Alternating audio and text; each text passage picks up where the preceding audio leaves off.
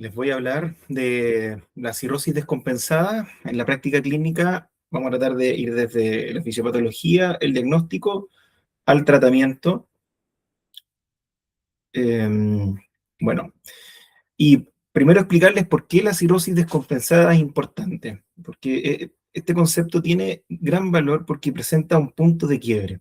Es un punto de quiebre porque en la cirrosis descompensada pasamos de un escenario donde hay una supervivencia media de, de más o menos 10 años, una supervivencia 5 años del 80% y una mortalidad anual que es más o menos del 5%, y con un riesgo de descompensación del 5 al 10% por año. Cuando tenemos alguna descompensación, esto cambia y tenemos una supervivencia media de más o menos un año, una supervivencia de 5 años cercana al 30% y una mortalidad anual que puede alcanzar hasta el 20%. Por lo tanto, pasamos de un escenario que, si bien no es ideal, ¿no es cierto?, es bastante más favorable que un escenario de descompensación que es bastante más desfavorable.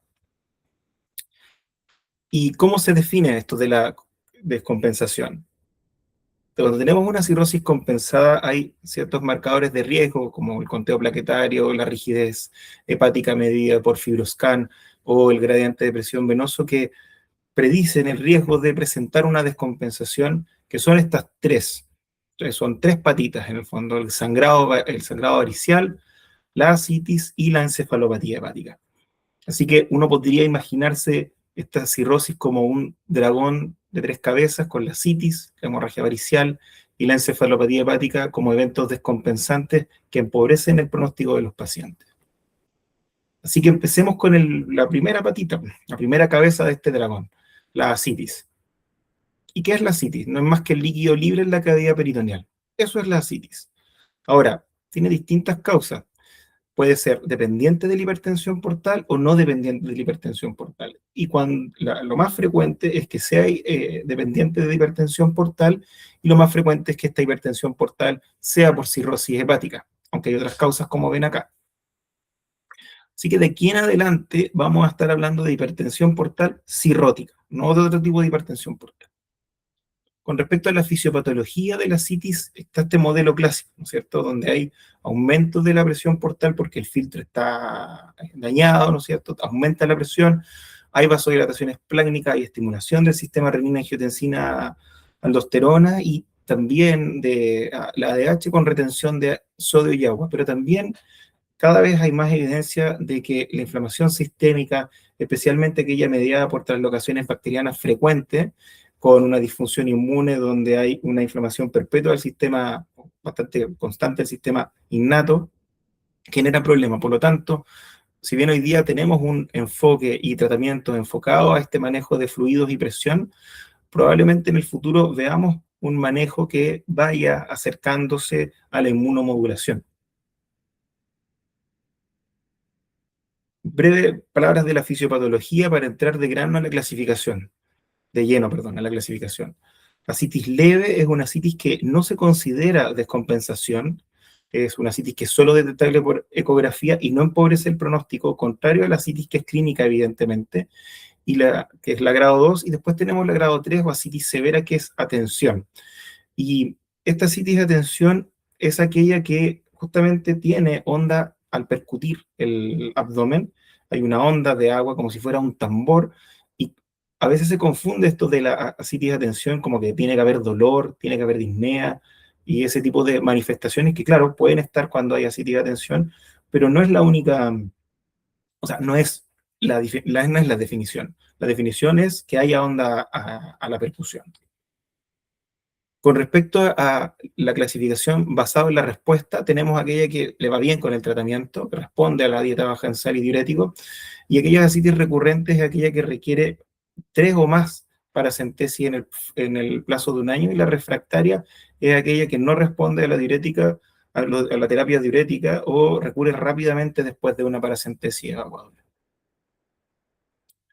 Ahora, esta es una regla importante, una regla de oro, que hay que hacer una paracentesis evacuadora rápidamente. No pueden esperar al otro día, hay que hacerla al momento de ingreso. El paciente ingresa con ascitis, debemos hacer una paracentesis diagnóstica y no diferirla, ya que logramos detectar rápidamente la peritonitis bacteriana espontánea y si es así tenemos menor riesgo de las complicaciones propias de esto y hay menor riesgo de mortalidad. Por lo tanto, se debe hacer una paracentesis evacuadora apenas el paciente, perdón, diagnóstica apenas el paciente ingresa. ¿Qué hay que pedir en esta paracentesis? Sí o sí, el citoquímico para el recuento celular con el diferencial, lo que es clave para el diagnóstico de peritonitis bacteriana espontánea. Tenemos que pedir bioquímica, incluir la albúmina. Muchas veces en el estudio citoquímico no incluye la albúmina del líquido acítico y no nos podemos calcular el GASA si no incluimos la albúmina, por lo tanto, a veces hay que pedir la parte y no olvidar pedir una albúmina sérica para el cálculo al momento de la toma. Y los cultivos es importante que sean en frasco de hemocultivo, no en frasco estéril normal, ya que esto mejora enormemente el rendimiento. Pasamos de un 30 a un 90% de rendimiento y deben ser dos frascos, uno aerobio y uno anaerobio. ¿Qué es esto del gradiente albúmina suero acitis? Es una resta, no es más que eso. Se resta la cantidad, los gramos por decilitros de albúmina en suero, menos los gramos por decilitros de la albúmina en líquido acítico, y tenemos cuando este valor da más o igual a 1,1 gramos por decilitro, es muy probable que se trate de hipertensión portal y como les mencionaba, la principal causa de hipertensión portal es la cirrosis hepática, aunque la sobrecarga derecha también es otra causa, como vamos a ver más adelante. Y cuando este gradiente es menor de 1,1, tiene que encender las alertas porque se puede tratar de un problema mayor, como malignidad, tuberculosis, pancreática o alguna otra causa que habitualmente tienen un pronóstico más desfavorable. Así que cuando ya tenemos un GASA mayor o igual a 1,1, nos cabe preguntar, ¿cuál es la cantidad de proteínas totales? Cuando las proteínas totales es elevada, hay que pensar en problemas de corazón, pericarditis, un Budd-Chiari, algo que produzca sobrecarga derecha, produzca sobrecarga al tracto de salida del hígado, a las venas suprahepáticas. Y cuando la proteína es baja, esto es típico de la cirrosis.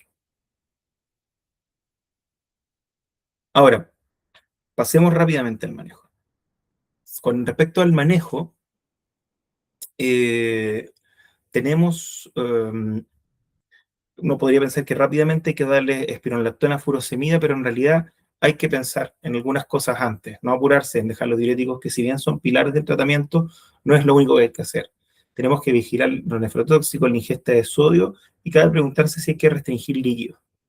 Con respecto a las medidas protectoras, muchas veces los pacientes, especialmente al momento del diagnóstico, están con algún tratamiento, en especial para la presión, que pueden estar con YECA, pueden estar con losartán, así que pueden estar con algún otro tipo de terapia diurética como hidroclorotesida, por ejemplo, y debemos suspender esos medicamentos, suspender los AINES siempre y evitar otros nefrotóxicos como los aminoglucósidos y el medio de contraste cuando no sea necesario. Así que lo primero es dejemos de producir daño y después enfoquémonos al tratamiento. ¿Qué con respecto a la ingesta de sodio? Hay que evitar tener regímenes ultra estrictos, como no coma nada, nada, nada de sodio. La verdad que si el paciente tiene una dieta que no incluye sodio, puede comer hasta 6 gramos de sal al día, que son 6 sobrecitos de sal, que es una forma bastante buena de medirlo y ser estricto con la ingesta.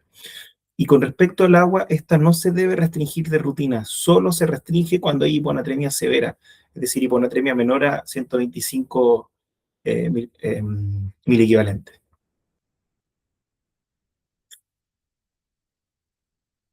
Ahora sí, los diuréticos. Hay un sweet spot, como un punto exacto, donde se compensa los efectos adversos de la espironolactona y la furosemida, y esta proporción es 100 miligramos de espironolactona y 40 miligramos de furosemida. Esta estrategia combinada, en vez de una estrategia secuencial, como se preconizaba antes, empezar con espironolactona, y si presentaba problemas, agregar furosemida, y de esta forma, no, lo mejor es empezar directamente con los dos fármacos en paralelo. ¿Cuáles son las metas del tratamiento? Es en los Esto, a ver, un poco explicarlo. ¿Por qué la meta es perder medio kilo al día y no pasarse de eso en los pacientes que tienen ascitis sin edema? Porque esa es la capacidad de absorción de líquido que tiene el peritoneo. Por lo tanto, eso es lo que puede chupar el peritoneo hacia el plasma cuando uno va drenándolo con los diuréticos. Eh, por lo tanto, si uno se pasa de esta extracción, es probable que vaya a tener dificultades porque vamos a estar produciendo un déficit del intravascular. Y cuando hay edemas podemos ser más permisivos porque los podemos fundir, parte del líquido hacer de fundir edema y podemos sacar hasta 1 kilogramo al día de pérdida de peso.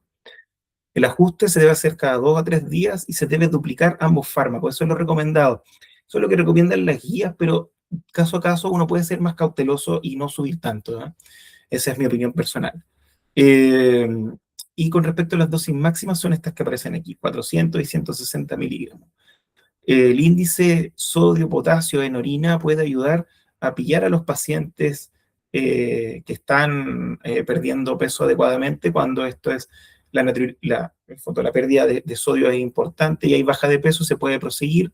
Si los pacientes tienen harta pérdida de sodio en la orina y no están perdiendo peso, hay que indagar, probablemente el paciente no esté mintiendo y sí esté consumiendo más sal de lo que confiesa, y cuando esta pérdida es menor a 1, hay que aumentar la dosis.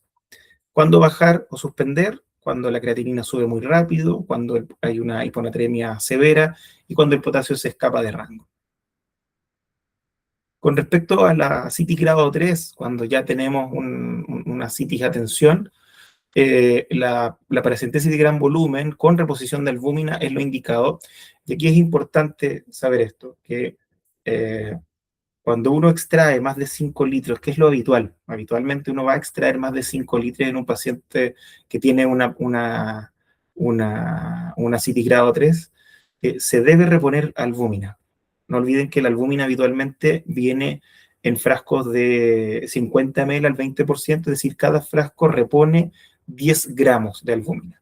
Entonces, si uno extrae más de 5 litros, uno debe reponer eh, 6 a 8 gramos por litro, pero por litro total, no por litro sobre ese 5 litros. O sea, 6 sería en el fondo 6 por 6. Eso sería el cálculo que habría que hacer para cuando uno extrae 6 litros, en este caso, en este ejemplo.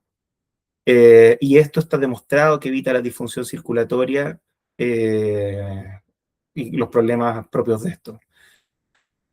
Y esto puede ser tardío, la difusión circulatoria se puede ver después, por lo tanto, hay que reponer albúmina cuando se hacen paracentesis de gran volumen de más de 5 litros.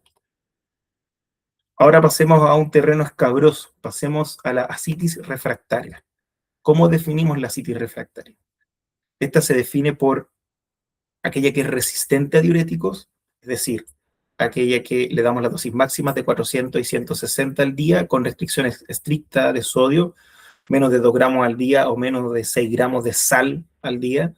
Y aquella que es intolerante a los diuréticos, es aquella en que no podemos llegar a la dosis máxima para controlarla porque aparecen problemas asociados a los diuréticos, como falla renal, hiponatremia, encefalopatía hepática, trastornos del potasio también. En estos casos hay que pensar si en las alternativas de tratamiento. El TIPS puede ser una opción, hay que evaluar la posibilidad de realizarlo, si hay, y el riesgo de encefalopatía que puede producir, pero es un tratamiento muy efectivo. Y el trasplante es el único tratamiento definitivo, así que si tenemos ascitis refractaria, derivenlo con su hepatólogo de confianza. ¿Quién no es un buen candidato a TIPS? Aquellos que tienen encefalopatía, aquellos que tienen hipertensión pulmonar, aquellos que tienen enfermedad cardíaca, especialmente con fracción de eyección baja o disfunción derecha también, y aquellos que tienen una falla hepática avanzada, donde el TIPS puede hacer distribución de flujo hepático y generar mayor disfunción hepática. Así que la selección hay que pensarlo y la selección la podemos discutir y es algo que nosotros discutimos rutinariamente. En aquellos que no le podemos poner un TIPS y no hay posibilidad de trasplante, existe la posibilidad de utilizar un catéter peritoneal tunelizado con un drenaje domiciliario. El problema de esto es que tiene una gran incidencia de infecciones, por lo tanto, si los pacientes están eh, en condiciones bastante malas, se puede considerar. ¿Ya? Eso hay que discutirlo con el paciente y este es un catéter tunelizado para drenaje domiciliario. Es más utilizado en pacientes oncológicos que en pacientes con cirrosis. Ahora, con respecto al trasplante, este es el tratamiento definitivo. En Chile la indicación es cuando en ascitis, es cuando hay paracentesis de, o sea, en todos los pacientes cirróticos se puede hacer un trasplante siempre que tengan un MEL sodio más de 15, pero cuando hay una paracentesis, o sea, una citis con estas características, paracentesis de más o igual a 6 en 6 meses o un promedio mayor de 1 al mes, esto le confiere un puntaje de excepción, un MEL operacional que va aumentando por tiempo de permanencia en lista de espera, no por gravedad real del paciente. Eh, y de esta forma pueden trasplantarse. Si el TIPS funciona, hay que diferir el trasplante hasta que el MEL supere este valor de 15, como les contaba. El MEL es un score pronóstico de cirrosis. El MEL sodio incorpora el sodio a los otros valores. Ahora, algunas palabras con el tratamiento off-label.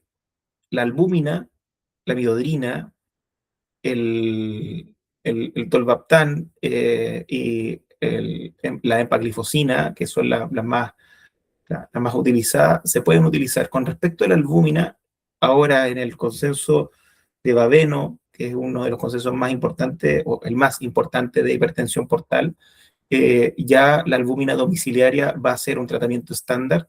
Esperemos a ver cuáles son las recomendaciones que nos dan. Por lo tanto, el uso de albúmina domiciliaria, hay algunos estudios que lo han demostrado que disminuye la hospitalización de los pacientes. Eh, se puede utilizar. La miodrina, que es un alfagonista que aumenta la presión, es especialmente útil en aquellos pacientes con ascitis refractaria con presiones bajas.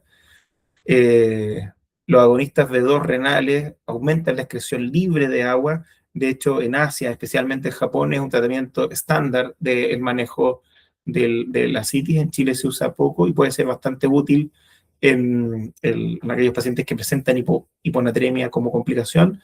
Y por último, los inhibidores del cotransportador de sodio glucosa, estos diuréticos que hacen excretar azúcar, glucosa, hacen perder más agua que sodio y se pueden utilizar en pacientes y especialmente útiles en pacientes diabéticos.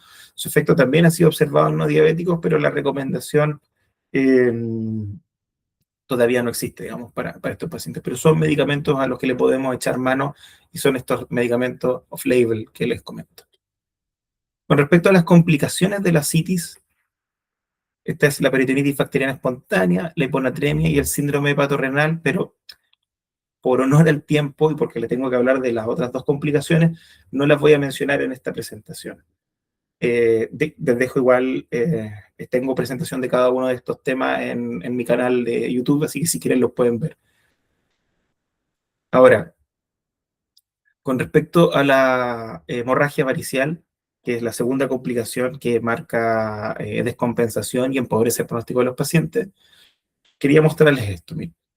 El gradiente venoso de presión hepática es el gol estándar para definir la hipertensión portal, ya que es un subrogante de la presión venosa hepática, se toma en las suprahepáticas a través de un cateterismo, que es un procedimiento bastante, no diría que es fácil, pero es asequible, es menos astronáutico de lo que suena.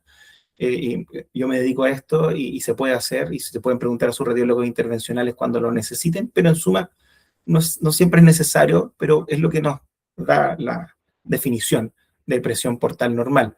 Cuando esta es menor a 5, es una presión portal normal. Cuando tenemos entre 5 y 10, hay hipertensión portal, pero es una hipertensión portal no clínicamente significativa, ya que no hay aparición de varices con esto, pero sí, por ejemplo, puede aparecer ascitis con estos niveles de presión. Acá, cuando es más de 10 o más de 10, hablamos de hipertensión portal clínicamente significativa. ¿Por qué? Porque aquí aparecen las varices esofágicas. Cuando la presión es el factor más importante para el desarrollo de varices. Cuando es más de 12, aumenta el riesgo de hemorragia varicial y mientras vamos subiendo, perdón, y el factor predictor de hemorragia más grande es el tamaño de la variz. Y cuando vamos subiendo, en especial cuando tenemos gradiente más de 20, que es un gradiente bien alto, hay recurrencia de las hemorragias. Por lo tanto, la hipertensión portal, mientras va aumentando, más riesgo de aparición de varices, más riesgo de sangrado. Así que, por eso es tan importante este concepto que les quería traer, que es la hipertensión portal clínicamente significativa. Obviamente la hemodinamia la define, pero no es algo que esté ampliamente disponible, pero sí la elastografía hepática, cuando tenemos más de 25 kilopascales. La elastografía hepática es una técnica que golpea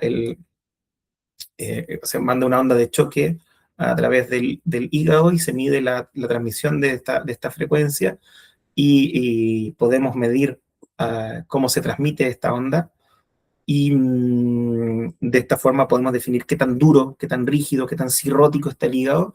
Y cuando es más de 25 kilopascales predice muy bien hipertensión portal clínicamente significativa en las etiologías que le muestro ahí abajo. Y también la presencia de colaterales, por ejemplo, en imágenes o al examen físico, como el caput medusa, o en la presencia de varices esofágica en la endoscopía, también marca la presencia de hipertensión portal clínicamente significativa. Con respecto a las varices, las clasificamos en tamaños, en grandes y pequeñas, esto es más endoscópico, y los signos de riesgo, cuando vean los informes, manchas rojo cereza, puntos rojo cereza y puntos quistes hemostáticos, o quistes hemáticos, perdón, marcan signos de riesgo. Los más grandes, son las varices grandes con signos de riesgo, es un alto riesgo de sangrado. Hay que ponerle atención. Así que, ¿qué hacer cuando el paciente sangra? Cuando el paciente ya tuvo una hemorragia varicial. Lo que hay que hacer es siempre la vía aérea, o sea, perdón, detenerme en esto, la vía aérea, la estabilización hemodinámica, evaluar la terapia transfusional, fármacos vasoactivos y antibióticos profilácticos. Esto es de regla. Con respecto a la vía aérea, es importante que no hay que intubar a todos los pacientes que tengan hemorragia digestiva y que tengan hemorragia varicial. Por ejemplo, no hay que intubar a todos los pacientes que tengan hematemesis. No, pareciera que es algo que algunos tienen presente, pero si el paciente está consciente y vomita sangre y en realidad no hay una hemorragia masiva, no hay inestabilidad hemodinámica y no hay un Glasgow bajo, puede ser realizada la endoscopía sin intubar al paciente. Y cuando intubemos hay que pensar en rápidamente extubar. Con respecto a la estabilización hemodinámica, no olvidar que esto depende de la presión portal. Por lo tanto, si damos grandes volúmenes, vamos a aumentar la presión portal y vamos a tener mayor riesgo de sangrado. Así que en estos casos es una estrategia restrictiva, buscando las metas que aparecen ahí, con cristaloides como primera elección, suero fisiológico, y la albúmina no tiene un rol en este escenario.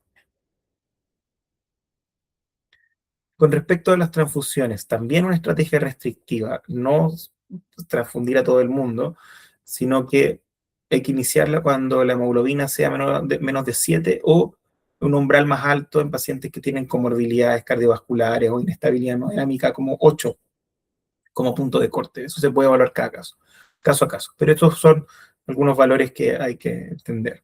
Con respecto al plasma fresco y el crío precipitado, no olvidar que el INR, que los pacientes cirróticos tienen un nuevo equilibrio hemostático. Es decir, me gusta este ejemplo, que es como una ciudad que tiene pocos policías y pocos ladrones. Es decir, si no hay un policía corrupto, si no hay un robo, todo anda bien. Pero basta con que haya algún robo o algún problema para que se desencadenen problemas. Por lo tanto, estos pacientes, si bien tienen riesgo de sangrado, también tienen alto riesgo de trombosis. Y el INR y el tiempo de protrombina no predicen el riesgo de sangrado, por lo tanto, no es algo que debamos corregir activamente. Si hay hemorragia persistente con coagulopatía severa, se puede considerar transfundir. Crioprecipitados y no plasma fresco. Con respecto a las plaquetas, no se transfunden profilácticamente, incluso si hay plaquetas de menos de 50.000, consideradas cuando hay trombocitopenia severa de menos de 30.000 y sangrado persistente, procedimientos de muy alto riesgo, sepsis o falla renal.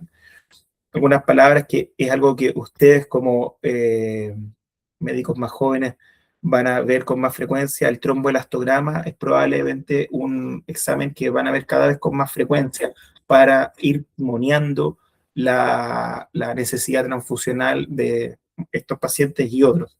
Es lo que se usa y vamos a usar cada vez más frecuente. Que sí cambia mucho el pronóstico es el inicio precoz de vasoactivo. Si sospechan que el paciente pueda tener una hemorragia varicial, no demoren en iniciar terlipresina. Utilicen terlipresina de ser posible en infusión continua, si no pueden en bolo también es útil. La infusión continua, el beneficio que tiene es que disminuye los efectos adversos. Y en las dosis que les pongo acá, que es de 2 miligramos cada 4 6 horas, 1 miligramo cada 4 6 horas puede ser utilizado, y no es necesario el uso permanente, si depende de la severidad de la cirrosis, de la severidad de la hemorragia. Puede ser un uso por 2 días hasta 5 días en los casos más severos. Eso no necesitan completar 5 días de vasoactivos en estos pacientes. ¿Qué más? Hablar de la profilaxis antibiótica es importante dar ceftriaxona. No olvidar que la sangre es un excelente caldo de cultivo para las bacterias que van a proliferar en el intestino y que pueden traslocar y producir peritonitis bacteriana espontánea en estos pacientes. Por lo tanto, utilizar ceftriaxona como primera elección puede ser de 2 a 5 días, hasta 7 días. Solo para contarles que los pacientes que son child bajo, como child A, y que no tienen mucha insuficiencia hepática y, por ejemplo, no tienen ascitis, uno podría no utilizar ceftriaxona, pero de regla uno la utiliza. Así que si ven un paciente en la urgencia con hemorragia digestiva, varicial o no varicial y es cirrótico, usen ceftriaxona y después preguntemos cuánto tiempo la vamos a dejar y lo vamos individualizando. Esto es solo mostrarles lo que hacemos con la endoscopía y el manejo específico de las varices. Este es el escenario que uno enfrenta.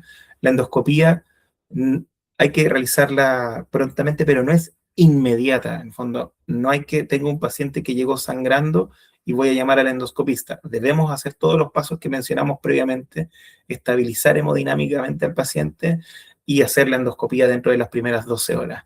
Por lo tanto, de hecho, la endoscopía muy precoz, sin estabilización, empeora el pronóstico de los pacientes. ¿Qué es lo que hacemos nosotros? Utilizamos ligadura. Aquí pueden ver en la imagen una variz dramática que está sangrando a chorro. Y aquí ven después unas varices que están ligadas correctamente con las ligaduras y se ha detenido el sangrado. También podemos hacer escleroterapia cuando no logramos el control, especialmente útil cuando hay úlceras por ligaduras, pero esta escleroterapia principalmente con polidocanol no es algo que hacemos rutinariamente, pero se puede hacer. Y cuando esto fracasa, tenemos algunas terapias puentes para quemar puentes, ¿no es cierto? Acá tenemos los polvos hemostáticos, que es un polvo que se aplica como si fuera un spray literal y cubre las varices. Podemos utilizar las prótesis metálicas autoexpandibles que se pueden instalar incluso sin endoscopio, y las famosas sonda balón. La Senstaken es la más famosa, pero hay otras sondas que tienen más globitos y tienen más orificios también, como por ejemplo la sonda Minnesota, que pueden ser útil para detener el sangrado, en especial cuando no hay acceso a endoscopía y no hay que dejarla por más de 24 horas por el riesgo de necrosis. Que es muy importante que la nueva generación tenga en su cabeza es el uso de TIPS. Los TIPS hay que pensarlo desde que ingresa el paciente. ¿Este paciente es candidato a TIPS, sí o no? A veces la decisión es fácil cuando tenemos pacientes que no se logra el control endoscópico, van a ir a TIPS de salvataje. En aquellos que hay un control endoscópico inicial, pero un resangrado precoz antes de los 5 días, tenemos el tip de rescate, Y después tenemos un grupo de pacientes donde sí se logra el control endoscópico, pero son de muy alto riesgo de resangrado, donde utilizamos el early tips o preemptive tips, que lo vamos a utilizar en pacientes que, a pesar de lograr el control endoscópico, sí vale la pena um, instalar un tips. Y estos son este grupo de pacientes, aquellos que son en Child C hasta 13 puntos, y aquellos que son Child B de 8 o 9 puntos, que presentan sangrado activo, en aquellos que hacemos una hemodinamia hepática, que es el mejor predictor de riesgo de resangrado, y tienen un gradiente mayor o igual a 20. ¿Qué hacemos después del control? Aquí es donde entran. Hay que programar sesiones de ligadura. Así que si ven un paciente que fue ligado por hemorragia digestiva, hay que preguntar cuándo, si le tiene programada su siguiente endoscopía, porque debiera realizársela en un mes, ¿no es cierto? En 28 días, en 2 semanas, 4 semanas, hasta que no queden varices. Eh, y después, o sea, y en paralelo, utilizar carvedilol. No olvidar que la dosis efectiva de carvedilol son 12,5 miligramos al día, hasta 25 miligramos. Más carvedilol es mejor para prevenir el resangrado. La terapia combinada es mejor que cada una por sí sola. Y ahora cambiamos de tema, nos vamos a la encefalopatía hepática. ¿Y de qué se trata la encefalopatía hepática? Es una disfunción cerebral que ocurre por falla hepática o por presencia de shunt portosistémico importante. Tiene un gran espectro desde encefalopatía mínima hasta el coma, pasando por un montón de severidad que vamos a ir viendo. Y lo importante es que es potencialmente reversible, y para esto hay que buscar y tratar el gatillante. Palabras de la fisiopatología: en condiciones normales, el amonio producido por la degradación bacteriana, ¿no es cierto? Y la digestión de los alimentos se, se pasa al sistema porta, y en un hígado sano esto, por el ciclo de urea, logra excretarse a través de la orina, y no hay mayor problema, y logra mantener los valores de amonio en rangos normales. Pero en un hígado cirrótico, esto no ocurre por básicamente dos mecanismos centrales, que es que no hay una suficiente actividad hepática para excretar el amonio y transformarlo en urea, y también por la presencia de shunts portosistémicos que bypassean el hígado y pasan rápidamente este amoníaco a la eh, circulación sistémica. Y de esta forma se produce una hiperamonemia como evento central. Pero no es lo único. Si bien hay falla hepática, también, por ejemplo, pueden haber en los pacientes que se instala TIPS, paso marcado. También la malnutrición. No olvidar que el músculo es un buffer de, de amonio. Y también los trastornos electrolíticos, la falla renal, el eritrógeno ureico elevado, pueden alterar también eh, la, el paso de amonio hacia atravesar la barrera hematoencefálica.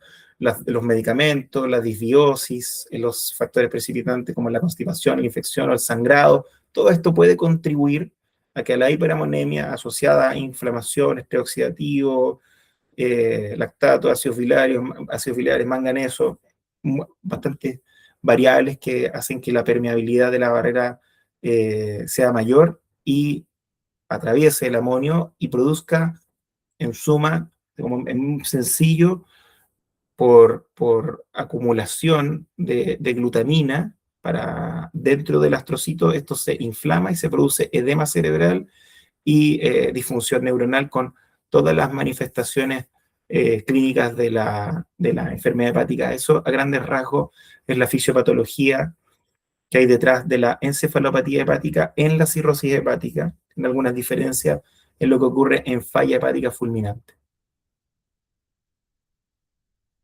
Ok, ahora, ¿cómo clasificamos según la severidad la encefalopatía hepática? Tenemos el grado 1, que muchas veces puede pasar desapercibida, y no, no es tan fácil el diagnóstico de grado 1, ya que es inatención, menor concentración, dificultad en operaciones matemáticas, alteración del sueño, vigilia, euforia, es decir, un posturno cualquiera. Después tenemos el grado 2, donde ya se hace evidente el diagnóstico. Hay apatía, letargia, desorientación temporoespacial, cambio evidente de personalidad, comportamiento inapropiado, dispraxia, asterixis. La asterixis no es un temblor, es una pérdida de tono, es una mioclonía negativa. Lo que pasa es que los pacientes pierden el tono y cae la mano, intentan recuperarlo, y es lo que se ve en esas dos imágenes. Después tenemos mayor desorientación, conducta errática, pero los pacientes siguen respondiendo a estímulos, y ya en el grado 4 son los pacientes que están francamente en coma. Así que de esta forma podemos, del grado 2 en adelante, hablamos de una encefalopatía evidente o manifiesta, porque el diagnóstico es fácil de hacer, y después tenemos la encefalopatía oculta, que incluye esta grado 1, pero también hay una encefalopatía mínima, que se debe detectar con algunos test que vamos a ver más adelante. Solo mencionarles que la encefalopatía mínima no empobrece el pronóstico, no se considera encefalopatía hepática para categorizar a una cirrosis como cirrosis descompensada. Con respecto a la etiología o la causa, la tipo A es de falla hepática fulminante, la tipo B es por comunicaciones portosistémicas y la tipo C es la propia de la cirrosis descompensada. La tipo D no está aceptada, pero se ha propuesto como la que ocurre en la falla hepática aguda sobrecrónica, pero no está aceptada. Hasta ahora es A, B y C los mecanismos que sí están aceptados de forma global. Con respecto al intervalo de aparición episódica, cuando hay un evento aislado, recurrente, cuando hay más de un episodio en 6 meses, y persistente es aquella que no vuelve a su estado basal entre los episodios, aquella que no responde al tratamiento. Así que, ¿qué hacer para hacer el diagnóstico? En el paso, lo primero que debemos hacer es ver si el paciente tiene una enfermedad lo suficientemente importante para presentar una encefalopatía hepática. La verdad que si la severidad es un Child A, ¿no es cierto?, o es un MEL bajo, hay que considerar que los pacientes tengan una encefalopatía hepática tipo B, es decir, por presencia de chances marcados, porque la función hepática debiera ser eh, mayor para presentar este tipo de problemas. Pero la idea es que busquemos la presencia de estigmas de cirrosis como aparecen aquí en el dibujo. Así que esta es mi opinión. Yo creo que hay 3 escenarios clínicos distintos. En los pacientes que vemos por primera vez no tienen antecedentes de enfermedad hepática y tienen un cuadro compatible con encefalopatía, aquí el enfoque tiene que ser en evaluar si hay la hepatopatía subyacente, si la hay, de qué se trata, y tener siempre un diferencial amplio. Después tenemos un paciente que es aquel que tiene una enfermedad hepática conocida, pero hace su primer episodio de encefalopatía. Nunca había tenido encefalopatía, así que hay que corroborar el diagnóstico y la severidad, identificar los factores desencadenantes, va a ser el enfoque principal. Y aquellos que tienen una enfermedad hepática conocida, que ya ha tenido encefalopatía hepática previa y presentan un nuevo episodio de encefalopatía. Así que aquí lo mismo, corroborar el diagnóstico, identificar los factores precipitantes y ver la adherencia y si el tratamiento es correcto. Lo usual es que los pacientes estén estreñidos y no estén usando los medicamentos, pero por supuesto que pueden haber precipitantes. Esto es mi opinión, no es una recomendación que aparezca en la literatura, pero yo identifico estos 3 escenarios que son importantes porque cambian un poco el enfoque. Ahora, siguiendo con el diagnóstico, esta es la receta que uno quiere. Uno le hace estas preguntas: ¿cómo se llama? ¿En qué ciudad estamos? ¿Dónde estamos? ¿En qué año estamos? ¿En qué mes estamos? Buscamos asterixis, y si el paciente acierta todo y no hay flapping, la verdad que encefalopatía hepática manifiesta no tiene.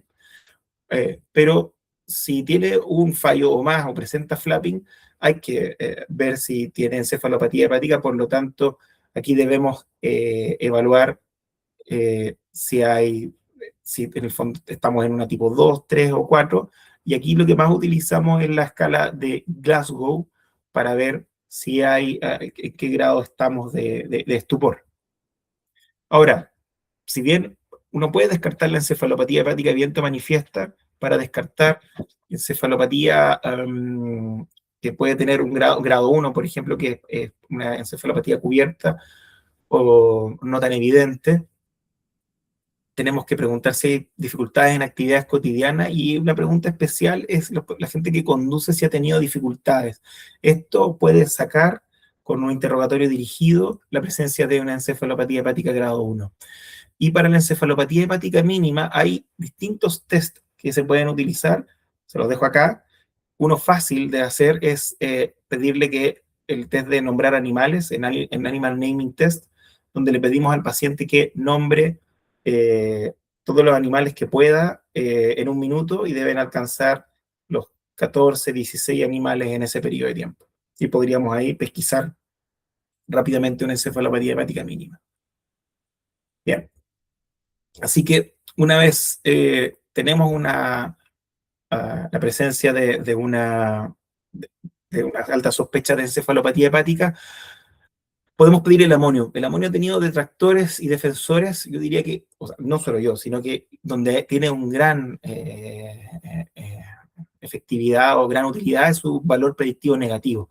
Cuando es normal nos obliga a pensar en otros diferenciales, ya que es bien infrecuente, solamente un 10% de las encefalopatías hepáticas cursan con un amonio normal. El valor elevado no tiene correlación con severidad y pacientes sin encefalopatías pueden tener un amonio elevado. Así que ahí está la utilidad del amonio.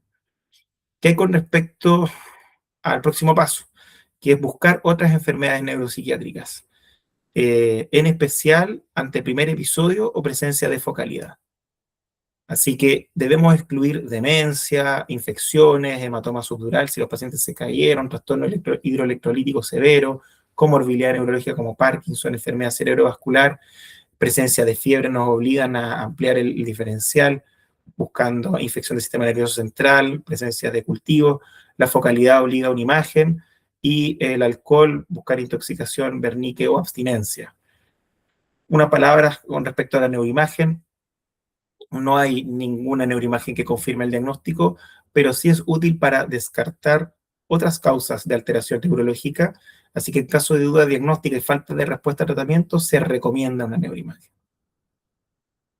Así que el diagnóstico en breve es, si el paciente tiene una enfermedad hepática que justifique lo que es una encefalopatía hepática, hay que evaluar cuál es la severidad.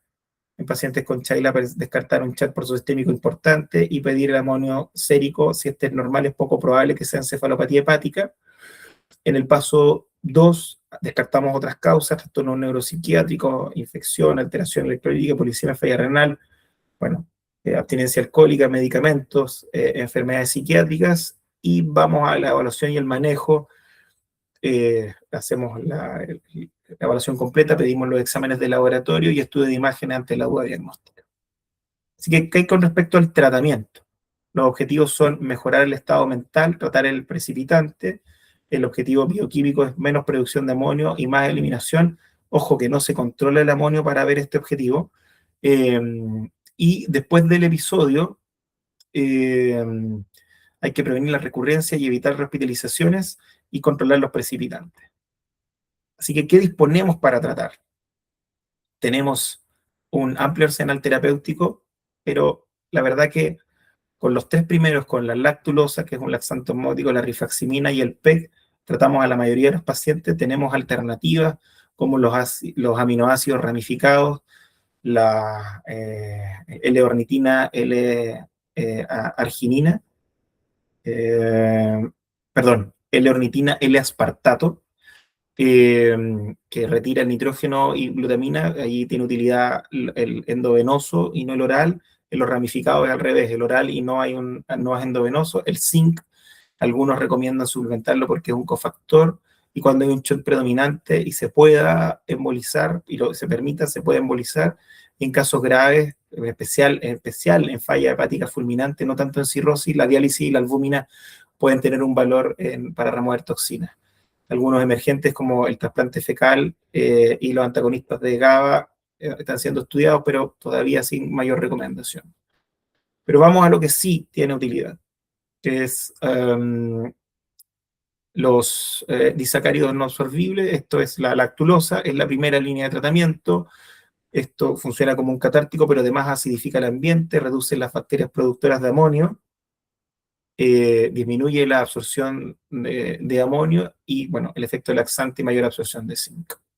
El PEG es una alternativa, algunos estudios han mostrado superioridad, pero la verdad es que son equivalentes. Así que la terapia catártica debe utilizarse con objetivo de 3 a 4 deposiciones al día y no olvidar que estos medicamentos no tienen una dosis techo, la cantidad suficiente para que el paciente tenga ese número de deposiciones. Un antibiótico no absorbible que modula la replicación bacteriana y con esto mejora o reduce el amonio producido por las bacterias intestinales. Y la combinación es mejor. O sea, no se utiliza de forma aislada, siempre combinada con lactulosa y los estudios han mostrado que es mejor que la lactulosa sola. Así que también le ofrezco este algoritmo diagnóstico. En un paciente cirrótico con alteración del sensorio, manejamos la vía aérea, la ventilación, la circulación, descartamos otros problemas concomitantes, confirmamos el episodio de encefalopatía, si es severa los mandamos a UCI y partimos con el tratamiento. En el general, los factores, los precipitantes, si tiene infección la tratamos, hemorragia la tratamos, deshidratación, constipación, abstinencia de bache damos tiamina, si hay malnutrición damos soporte nutricional y en lo específico lactulosa oral y en enema con rifaximina tiende a ser útil y tenemos las otras alternativas de tratamiento como segunda línea, el PEG tiende a ser suficiente, pero si no podemos utilizar los otros tratamientos que están menos disponibles. Y por supuesto, si no hay respuesta, hay que ampliar el diagnóstico diferencial. Después del tratamiento, la profilaxis se usa lactulosa combinada con rifaximina. La nutrición debe ser adecuada, no hay que restringir las proteínas en estos pacientes y si hay encefalopatía persistente o recurrente, derivar a su hepatólogo de confianza. Así que, como mensaje final, la encefalopatía impacta al paciente y a sus cuidadores. Ninguna imagen hace el diagnóstico de encefalopatía, el amonio bajo obliga a buscar otra causa, el tratamiento se orienta al precipitante, la lactulosa es el tratamiento de primera línea, en profilaxis y profilaxis secundaria también, la rifaximina para prevenir la recurrencia y ante encefalopatía hepática de difícil manejo, no duden en derivárnosla. Así que de esta forma, comprendiendo estas 3 causas de descompensación y tratándolas adecuadamente, podemos hacer que esto sea mucho más llevadero. Muchas gracias.